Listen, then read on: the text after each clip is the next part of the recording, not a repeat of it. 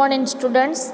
तो कल हमने देखा था एक्सरसाइज 3 तक निम्नलिखित वर्णों से शुरू करके 5-5 शब्द बनाने थे और वाक्य बनाने थे, वो हमने कल बनाया था।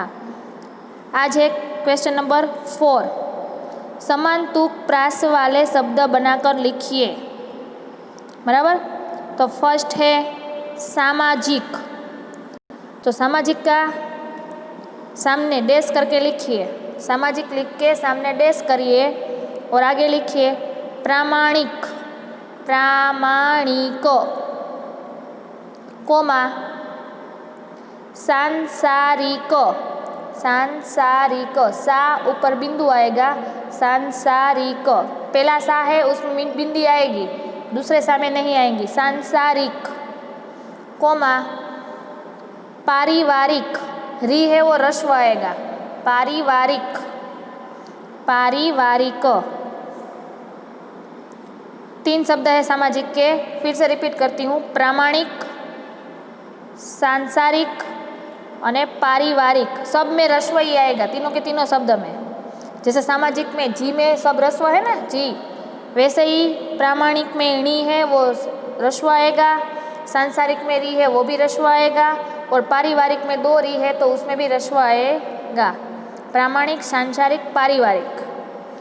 दूसरा शब्द है मानवता। तो डैश करके लिखिए दानवता।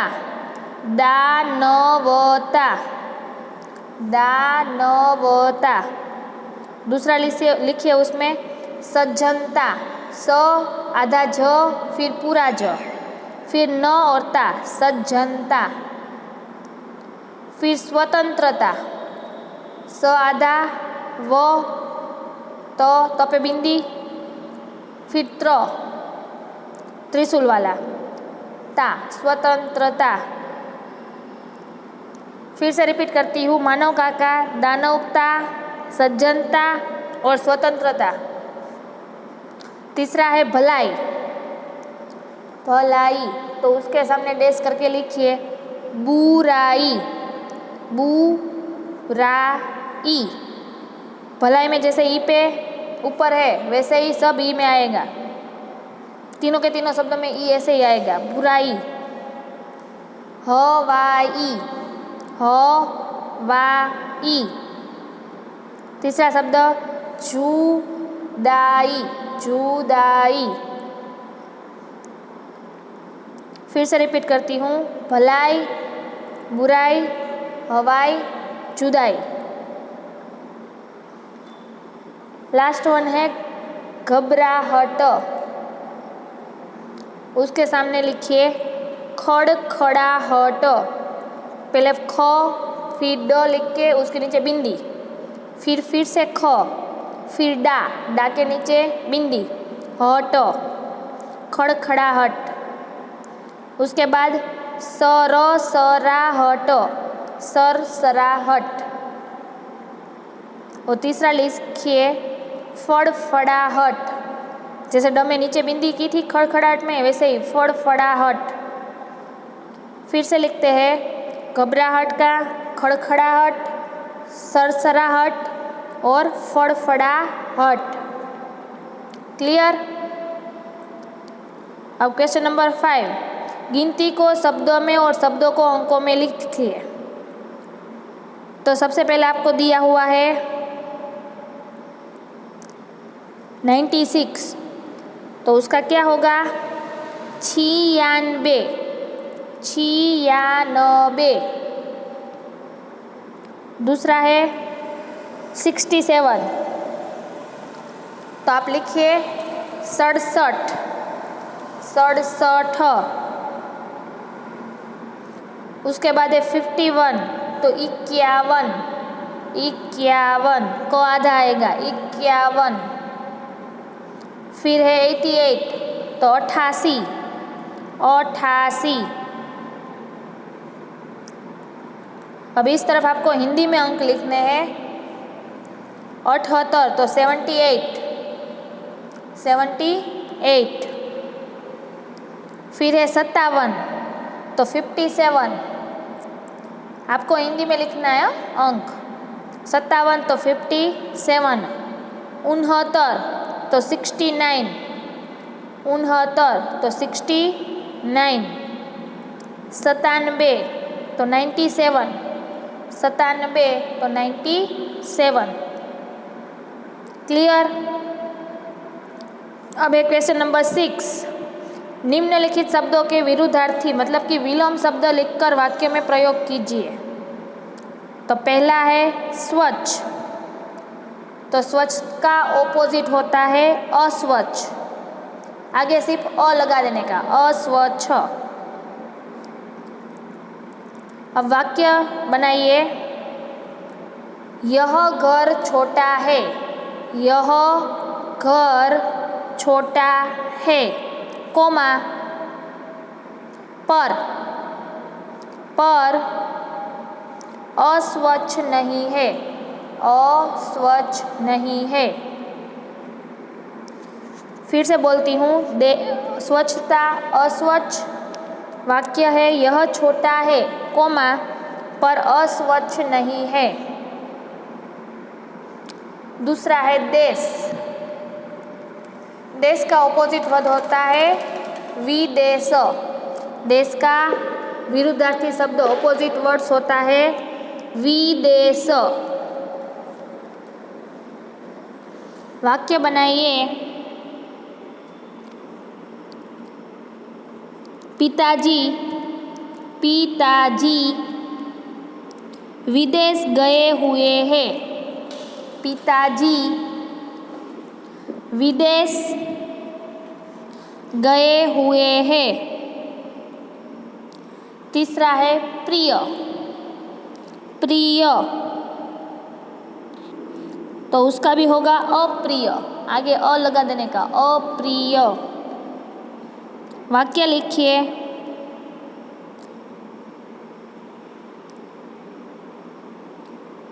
बुरे काम व्यक्ति को, बुरे काम व्यक्ति को अप्रिय बना देते हैं, बुरे काम व्यक्ति को अप्रिय बना देते हैं। फोर्थ वन है अधिक, अधिक का होता है कम, अधिक मतलब ज़्यादा, तो उसका ऑपोजिट वर्ड क्या होगा, कम। तो वाक्य बनाइए।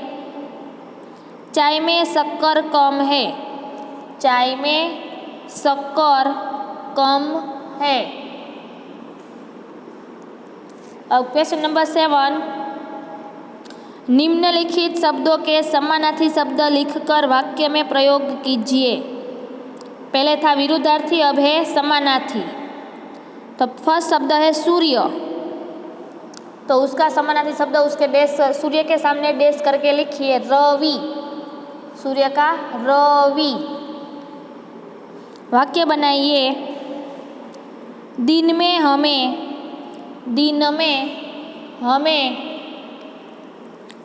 रवि प्रकाश देता है, दिन में हमें रवि प्रकाश देता है, दिन में हमें रवि प्रकाश देता है। दूसरा है भूमि, भूमि मतलब जमीन, जमीन। वाक्य बनाइए। यहाँ की जमीन अच्छी है, यहाँ की जमीन अच्छी है, यहाँ की जमीन अच्छी है। तीसरा शब्द है प्राण, प्राण मतलब जान, जान। वाक्य लिखिए। दुर्घटना में 4 लोगों की जान चली गई, दुर्घटना में 4 लोगों की जान चली गई। लास्ट वन है सहसा, सहसा डैश करके लिखिए अचानक, अचानक। वाक्य लिखिए। चलते चलते अचानक चलते चलते अचानक मैं गिर गया। चलते चलते अचानक मैं गिर गया।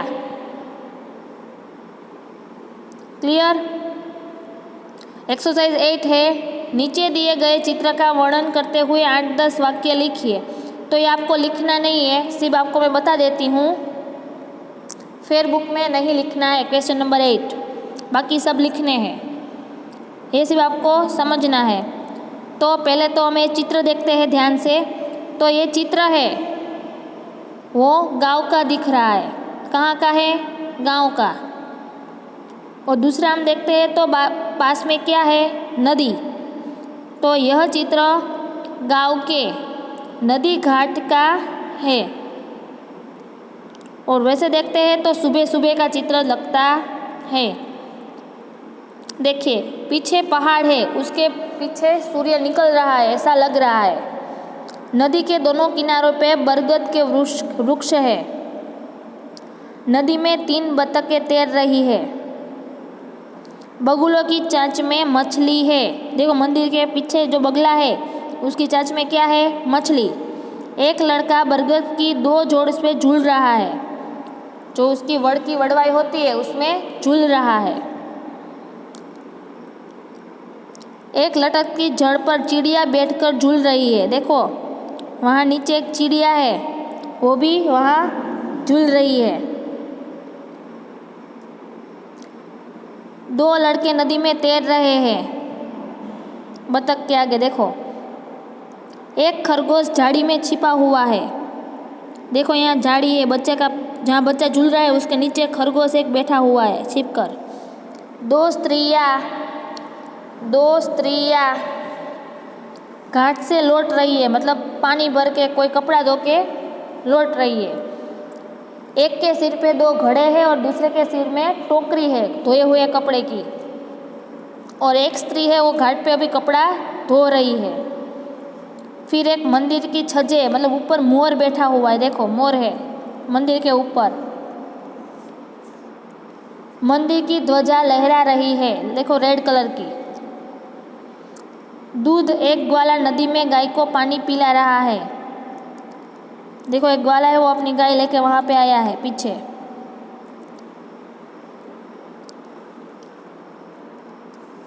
उसके पीछे पानी का घड़ा रखा हुआ है। देखो मंदिर में वो आदमी शांति से बैठा हुआ है, अपनी गाय पानी पी रही है, उसके पीछे एक घड़ा रखा हुआ है। बगदद के पेड़ पर एक पक्षी बैठा है और अंडे दे रहा है शायद। देखो अंडे भी दिख रहे हैं ऊपर मंदिर के ऊपर। नारियल के 2 पेड़ के पास एक लड़का कागज की नाव तैरा रहा है। देखो एक लड़का है वहाँ बैठा है नारियल के वृक्ष के उस तरफ, वहाँ नाव पानी में छोड़ रहा है। और दूर दूर झुपड़ियाँ भी दिख रही है, वहाँ लोग रहते होंगे। अब क्वेश्चन नंबर 9, आप साइकिल लेकर स्कूल जाते हो, रास्ते में ट्यूब पंचर हो जाती है तो इस घटना का वर्णन कीजिए। तो ये भी आपको लिखना नहीं है। एक दिन मैं साइकिल पर स्कूल जा रहा था, रास्ते में मेरी साइकिल की ट्यूब पंचर हो गई। स्कूल का समय हो रहा था तो इधर साइकिल को पकड़कर चलना मुश्किल हो रहा था, फिर भी उसकी मरम्मत की दुकान तक मैं ले गया खींच के। दुकानदार ने 5 रुपये लिए, मेरे पास सिर्फ 4 रुपये ही थे। मैंने उसको भरोसा दिलाया कि 1 रुपया मैं आपको वापस दे जाऊंगा। ट्यूब वाले ने कहा ठीक है, लेकिन स्कूल पहुंचने में मुझे आधा घंटे की देरी हो गई। मेरे टीचर ने मुझे पूछा क्यों लेट हो गया, तो मैंने उसको पूरी सच्चाई बताई। वे बोले ठीक है, परीक्षा के दिन ऐसा हुआ तब क्या करोगे? मैंने कहा साहब तब मैं घर से जल्दी निकल जाऊंगा। और फिर टीचर ने मुझे अंदर आने दिया। अब 10th वाली है, चित्र के आधार पर कहानी लिखिए। तो हम समझ सकते हैं कि एक मगर दिख रहा है, मतलब कि, और एक बंदर। तो ये स्टोरी हम सब ने सुनी हुई है। तो चलो लिखते हैं, चलो लिखो, स्टोरी लिखो सब। एक बंदर था, पहले हेडिंग मारिए स्टोरी का, बंदर और मगर। बंदर और मगर। अब पैराग्राफ पढ़ के लिखिए। एक बंदर था, एक बंदर था, फुल स्टॉप। वह नदी के किनारे, वह नदी के किनारे एक पेड़ पर रहता था। वह नदी के किनारे एक पेड़ पर रहता था। पेड़ पर मीठे मीठे फल थे। पेड़ पर मीठे मीठे फल थे। बंदर फल खाता और खुश रहता था। बंदर फल खाता और खुश रहता था। New paragraph. एक दिन एक मगर नदी के किनारे आया। एक दिन एक मगर नदी के किनारे आया। बंदर ने उसे फल खाने के लिए दिए। बंदर ने उसे फल खाने के लिए, बंदर ने उसे फल खाने के लिए दिए। मगर और बंदर में दोस्ती हो गई। मगर और बंदर में दोस्ती हो गई। मगर ने एक दिन कहा, मगर ने एक दिन कहा, इन्वर्टेड कॉमा में, मैं रोज तुमसे मिलता हूँ। मैं रोज तुमसे मिलता हूँ और तुम्हारे दिए गए फल, और तुम्हारे दिए गए फल मैं खाता हूँ। तुम्हारे दिए गए फल मैं खाता हूँ। अब तुम भी मेरे घर आओ। अब तुम भी मेरे घर आओ। मैं तुम्हें अच्छा अच्छा खाना खिलाऊंगा। मैं तुम्हें अच्छा अच्छा खाना खिलाऊंगा। बंदर मगर की बात में आ गया। बंदर मगर की बात में आ गया। वह मगर की पीठ पर बैठ गया। वह मगर की पीठ में बैठ गया।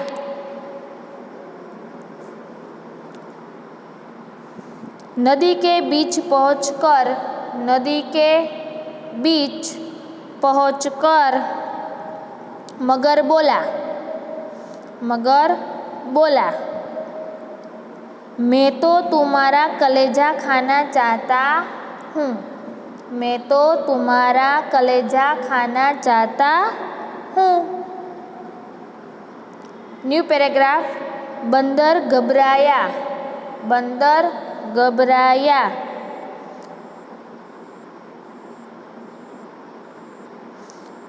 मगर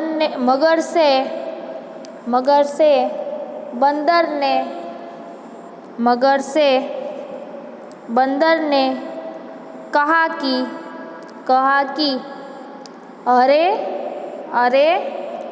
अपना कलेजा तो मैं पेड़ पर रख कर आया हूँ। अरे अपना कलेजा तो मैं पेड़ पर रख कर आया हूँ। तुम मुझे पहले कहते। अब वापस चलो, मैं तुम्हें अपना कलेजा दूंगा। अब चलो वापस, मैं तुम्हें अपना कलेजा दूंगा। New paragraph. मूर्ख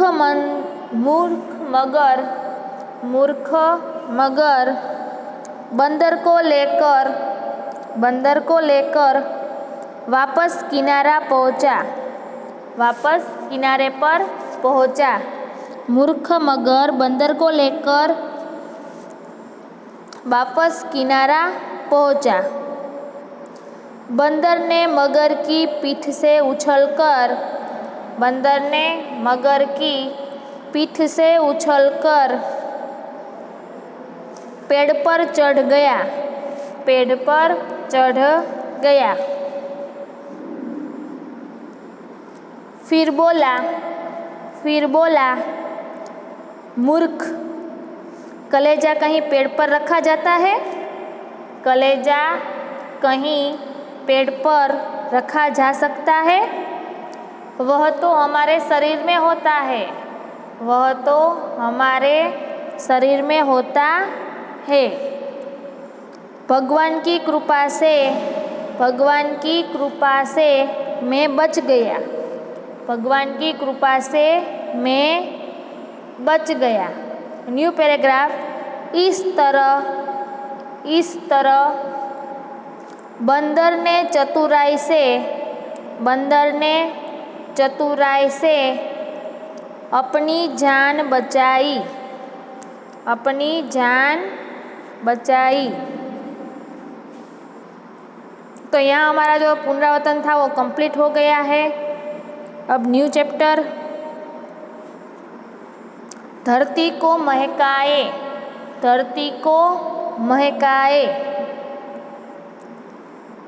तो इस काव्य में प्रकृति के तत्व, जो हमारे कुदरती तत्व है, फूल, सूरज, दीपक की बात कही गई है। इस प्रकृति गीत में क्या कहा है?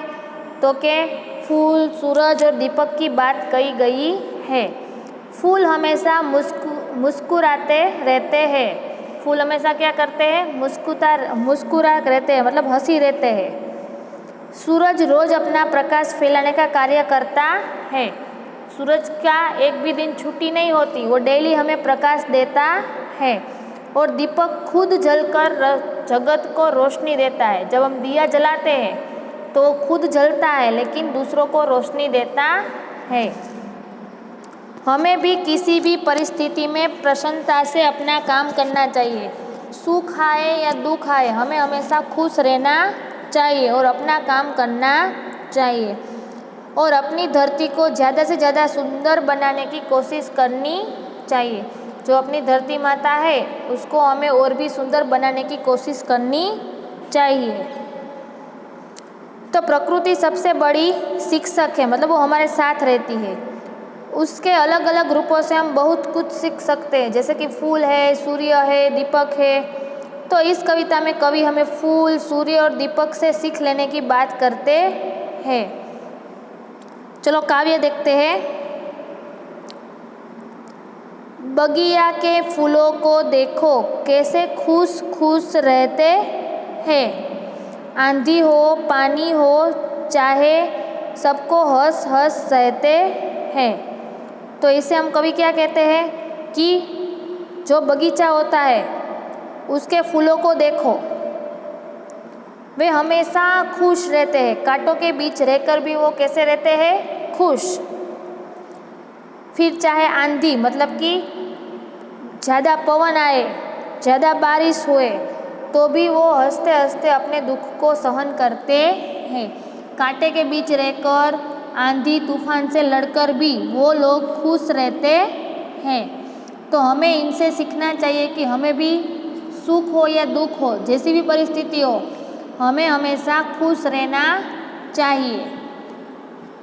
आगे देखते हैं। सूरज की किरणों को देखो रोज धरा पर आती है। अंधकार को दूर भगाकर सारा जग चमकाती है। मतलब कि सूरज की किरणों को देखो, सुबह का टाइम होके ही सूरज अपने टाइम पर निकल आता है ना। वे प्रतिदिन धरती पर आती है। उसकी किरणें हैं वो आकाश से धरती पर आती है। वे रात के अंधेरे को दूर कर देती है। जो रात का अंधेरा होता है तो वो उसको प्रकाशित कर देती है और सारे संसार को प्रकाशित करती है। अगर हमारा आज का दिन बुरा गया है तो कल सुबह नई सुबह होगी। तब से फिर से हम प्रयत्न करें, कोशिश करें, तो हमारे जीवन में भी सुख आ सकता है। अब बात आई दीपक की। पहले किसकी बात थी? तो के फूलों की। दूसरी किसकी बात आई? सूरज की। अब बात है दीपक की। दीपक को देखो कैसे यह हरदम जलता रहता है। दीपक को देखो, वो हरदम अपने शरीर को जलाता रहता है। अपना अतर जला जलाकर रोशन जग को करता है, मतलब अपना जो हृदय है, दिल है, उसको जलाकर दुनिया को प्रकाश देता है। तो उसी तरह हमें भी हमेशा खुश रहना चाहिए। आओ हम भी इंसान बनकर जग में अपना नाम कमाएं, मतलब भी हम भी अच्छे इंसान बनकर संसार में अपना नाम कमाएं। अच्छे सच्चे काम करें और सारी धरती को महकाएं। हमारे अच्छे कामों से हम धरती का नाम रोशन करेंगे और सुगंधित और सुंदर बनाएंगे। अब पूरा काव्य का भावार्थ हम शॉर्ट में देखते हैं कि गुजराती में देखते हैं कि बागમાં ફૂલો જોવો તમે બધા, તેઓ હંમેશા ખુશ રહે છે, કાંટાઓની વચ્ચે રહે છે, વરસાદ હોય, તડકો હોય, બધું સહન કરે છે, છતાં પણ એ કેવા હોય છે? ખુશ રહે છે। એવી જ રીતે સૂરજના કિરણો છે, તેઓ દરરોજ ધરતી ઉપર આવે છે અને રાતનું જે અંધારું હોય એને હંમેશા દૂર કરીને અજવાળું પાથરે છે। એવી રીતના દીપકને જુઓ, તે હંમેશા બળતો રહે છે, પણ પોતે બળતો રહે પણ બીજાને તે શું આપે છે? પ્રકાશ। તો આવો આપણે પણ સાચા અર્થમાં મનુષ્ય બનીએ અને સંસારમાં પોતાનું નામ ફેલાવીએ। આપણા સારા સારા કામો કરીને આપણી ધરતી છે એને સુંદર બનાવીએ। Okay, clear. अब देखते हैं शब्दार्थ। धरती मतलब भूमि, अंधकार मतलब अंधेरा, दीपक मतलब दीप, हरदम मतलब हमेशा, महक मतलब सुगंध, रोशन मतलब उजाला, अंतर मतलब हृदय, दिल। अब अभ्यास। क्वेश्चन 1 में है इस काव्य को टेप रिकॉर्डर द्वारा सुनिए और सामूहिक व्यक्तिगान करवाइए। वो हमें नहीं करना है। दूसरा है अंदाज अपना अपना, ये आपको लिखना नहीं है, सिर्फ समझना है। तो फर्स्ट है यदि सूरज न निकलता तो हम सोच सकते हैं कि हम धरती पे रहते हैं और सूरज अपनी छुट्टी ले ले एक दिन की तो क्या होगा? तो यदि सूरज न निकलता तो दिन ही नहीं होता, सुबह नहीं होती, हमें सूर्य का प्रकाश नहीं मिलता, सूर्य प्रकाश न होने पर वनस्पति नहीं होती, हमारे लिए खाना पीना सब बंद हो जाता, हरियाली का नामो निशान हो जाता,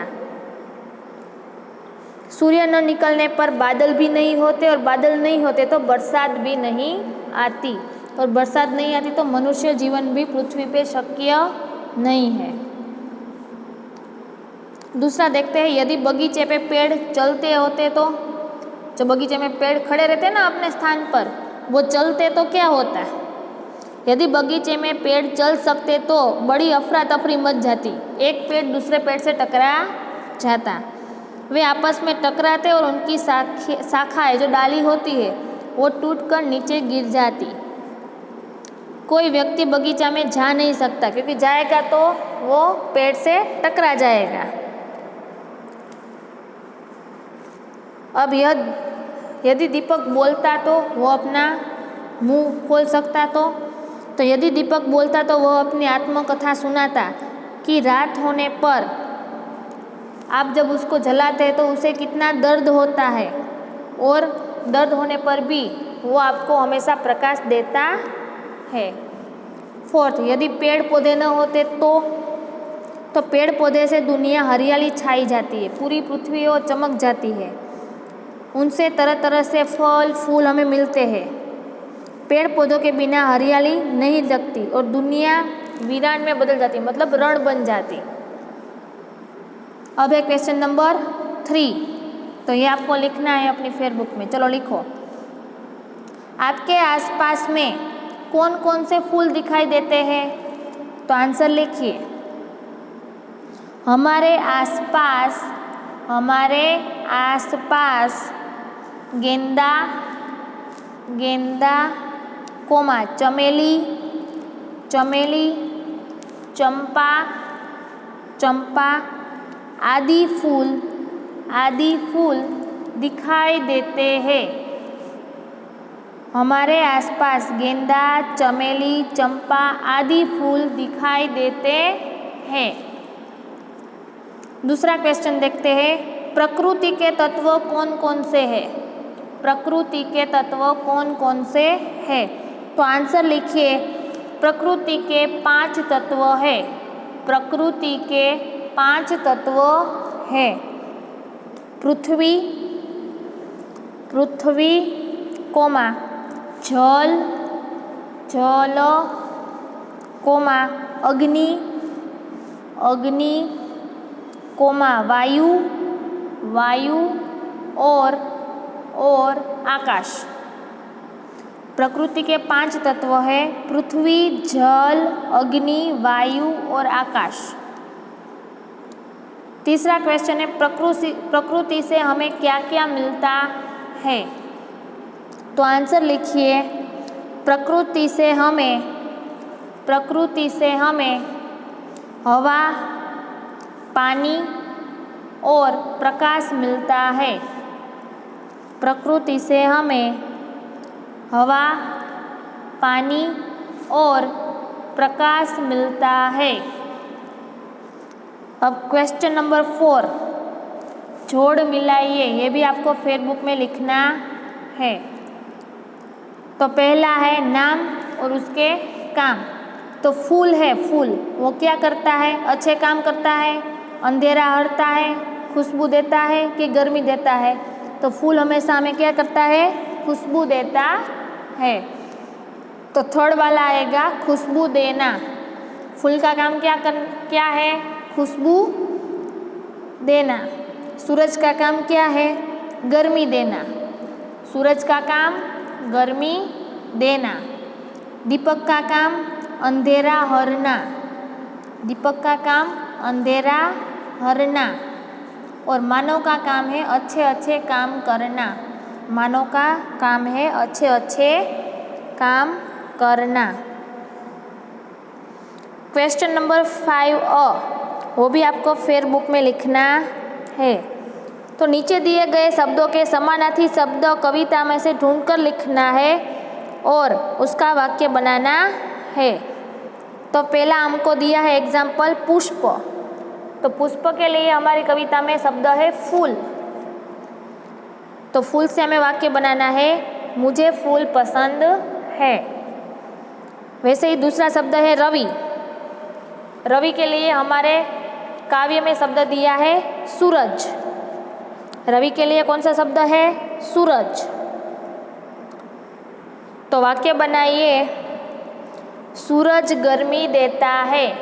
सूरज गर्मी देता है। सूरज गर्मी देता है। तीसरा है भूमि। भूमि का हमारे काव्य में शब्द है धरती। धरती। वाक्य बनाइए, यह धरती अच्छी है।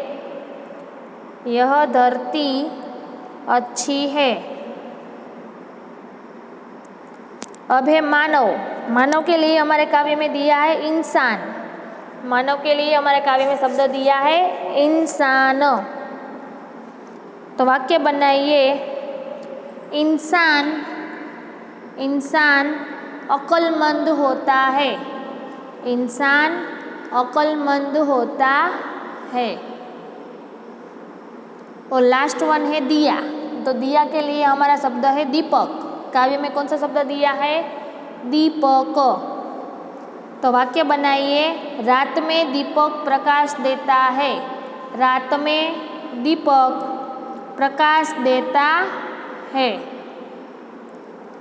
अब क्वेश्चन नंबर 5 चित्र के आधार पर 5-6 वाक्य लिखिए। तो ये भी आपको फेसबुक में लिखना है। तो फर्स्ट सेंटेंस बनाइए, सूर्य सूर्य दुनिया को प्रकाश देता है। सूर्य दुनिया को प्रकाश देता है। सेकेंड वाक्य बनाइए, सूर्य का उदय सूर्य का उदय पूर्व दिशा में होता है। सूर्य का उदय पूर्व दिशा में होता है।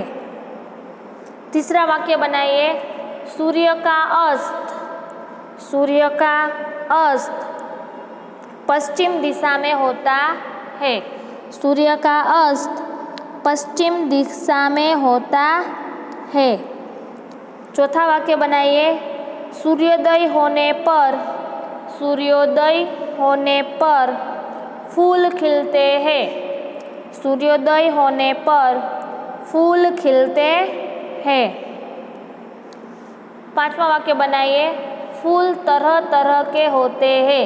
फूल तरह तरह के होते हैं। छठा वाक्य बनाइए। फूल के रंग और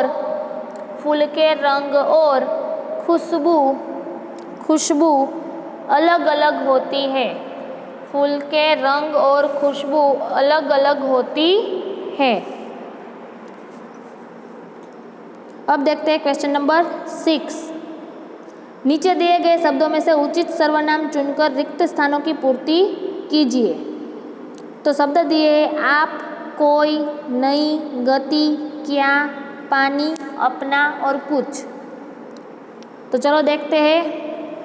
पहला, तुम्हारा नाम क्या है? तुम्हारा नाम क्या है? सेकेंड, देखो तो कोई इधर आ रहा है। देखो तो कोई इधर आ रहा है। पहले में आएगा क्या, दूसरे में आएगा कोई। तीसरा, खाने के लिए खाली जगह तो दे दो, बहुत भूख लगी है। खाने के लिए कुछ, खाने के लिए कुछ तो दे दो, भूख लगी है। तीसरे में क्या आएगा? कुछ। फोर्थ, मैंने अपना काम पूरा कर दिया। तो फोर्थ में क्या आएगा? अपना। और फिफ्थ, आप कहाँ जा रहे हैं? आप। फिर से देख लेते हैं। फर्स्ट में क्या, सेकेंड में कोई, तीसरे में कुछ, चौथे में अपना और पांचवें में आप। ऊंची आवाज में पढ़िए और समझिए। तो प्रमाण, सूक्ष्म, कार्यक्रम, ग्रहण, ड्रामा, श्रृंगार, ट्रेन, श्रमिक, सरचंद, राजेंद्र, कवयित्री અને श्रेष्ठ। अब है स्वाध्याय। तो स्वाध्याय हम नेक्स्ट लेक्चर में देखेंगे। अब इसमें कुछ समझ में नहीं आता तो आप लेक्चर ख़त्म होने के बाद पूछ सकते हो, और जितना लिखने को बोला है उतना आप कंप्लीट करके 2 या 3 दिन में कंप्लीट करके सबको दिखाना है। 3 से 5 बजे तक आपका कंप्लीट हो जाए, इसलिए 3 से 5 बजे तक आपको फ़ोटोज़ है वो भेज देना है, और फ़ोटो अच्छी तरह देना। क्लियर? Okay, thank you.